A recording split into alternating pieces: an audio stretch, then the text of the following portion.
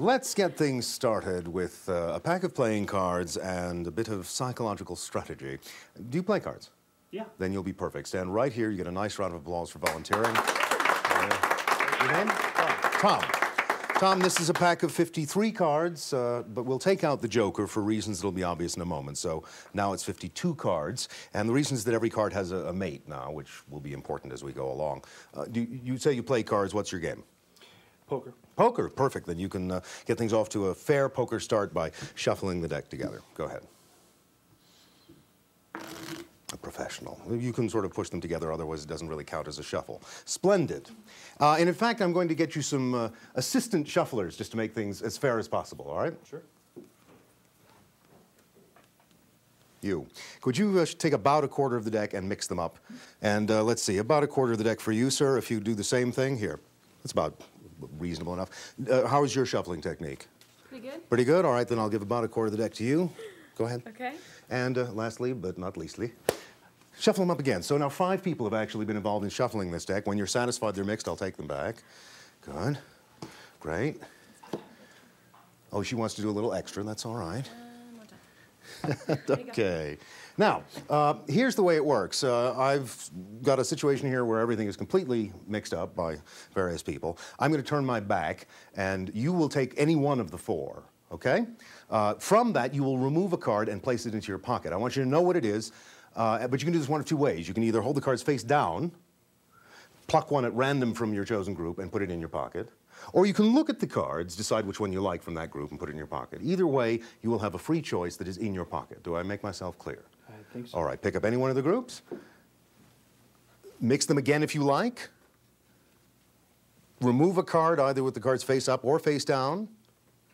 Look at that removed card, put it into your pocket. Remix that packet just to be sure. Replace the packet on the table. And I'll turn to face you. Now look, we've had a deck of cards shuffled not just by you, but by other members of this group. You have done all of the choosing at random with my back turned. If I were any more fair about this, you'd be doing the routine for me. Now, if this were a traditional card trick, then the object would be for me to locate the card you chose. But in this circumstance, that's pathetically easy. The card you chose is in your pocket. Yes. So instead, we're going to deal with the mate of your card. That's the reason we got rid of the Joker, because every card in the deck has a mate. So if, for example, if you chose the Ace of Spades, and if you did, say so now and we'll end the routine quickly. Nope. But if you had chosen the Ace of Spades, then we would now be looking for the Ace of Clubs, which would be somewhere among the groups on the table. So you understand the game at work. Whatever the card you took, we're going to be trying to find the mate of that card, the card of the same color and value. Now, do you happen to know which of these 4 groups contains the mate of the card in your pocket? Not in the Well, select. if you don't know, then clearly I cannot know, and that's what makes the thing so fascinating, or at least in theory. Let me do this. I will show you these piles one at a time, and you look as I fan them to you. If you see the mate of your card, I don't want you to say anything. I just want you to think yes, you see. And if you don't see the mate, I want you to think no. But do this all silently, and we'll see if I can in some way or other try and give you a sense of whether the mate is there. You're thinking no. Correct. Correct. So the mate of your card is not among this group. All right. In real-world terms, that's an applause cue, but we'll move on. No, they're not sure. Look at this group, and again, if you see the mate, say yes, but do it mentally, and if I'm getting a no. Correct. It's also not here. Okay, let's give this group a shot. Whoa, that was a loud yes. Not perhaps loud to you, but to those of us with the proper training. Did you? Yeah, it's one of these, somewhere in here. So I will divide the cards in this set into red and black, and all you do is think red or black as to which group is the correct one. Don't look at the groups, look at me, thank you. We're sticking with the reds, yes? Okay, so I will divide these into hearts and, well, there's only one diamond in this particular group. That's going to make it too easy. Let's divide them into odd and even, all right? That'll be a little, yeah, that's about half and half. So here we are, odd and even, And that was good. It's in the even group. Let's do it into high and low. These are the big ones. These are the small ones. And you've got, all right, and we're down to 2. One of these should be the right one. The question is which. Don't say anything. Just think of which it is. Yeah, okay. If I'm not going to, don't say anything. Just I'm going to show you this one. Yeah, I'm going to show you this one. So it should, yeah, okay, I think I'm in business. Give me the card from your pocket, please. And the card is the 8 of diamonds. So if I have done what I set out to do, the card that I am holding here should be the 8 of hearts. 8 of hearts. Whoa! Whoa!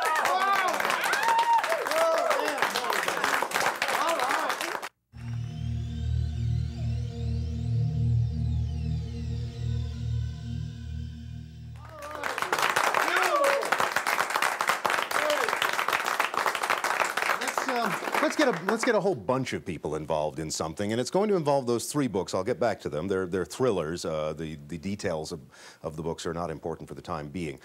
Each of them runs just over 400 pages. So would you do me a favor, and would you think of a number, don't say it, but think of a number anywhere from 1 to 400. We'll make that the limit. Fair enough? Have you got one? Yeah. Would you think of one also? Would you do the same? And you and you. That'll be enough. Okay? Now, on one of my business cards, would you just write your number there, leave enough room for them to add their numbers underneath, all right? So write whatever your number is. You don't show it around, and certainly not to me. And when you've done that, hand that over to the lady next to you, and if you would write yours, and we'll carry on down. While we're doing that, gentlemen, here, your name? Dean. Dean, 3 books. Would you do me a favor and grab one and pick it up? Hold it with your right hand. Grab one with your left hand, please, right now. And you can see that they're quite different books. I don't know if you've read either of them, have you? No, I have not. All right. Is there one that stands out to you? All right, that's the one we'll use. Put that back. What have you got there? It's Lawrence Sanders. Yeah, it's one of the best sellers from a few years back. We're almost done with our numbers. Now, there are about 400 pages in that book. You can actually take a look and see it should be past the 400 mark. And as far as I know, we have 5 different numbers. If 2 of you thought of the same number, well, that's sort of a bonus effect on this routine. I'm going to show you the numbers. I'm going to hold them so I can't see them. Right. So you will pick one of their numbers. Okay. At random, so that even if I had gotten a glimpse of something that one of them wrote, I wouldn't know which one. Now, am I holding them right side up for your orientation? down. All right. Okay. You've got a number? I do. Whatever that is, turn to that page, but make sure the book is facing so that no one can see what's there except yourself. Tell me when you're on that page.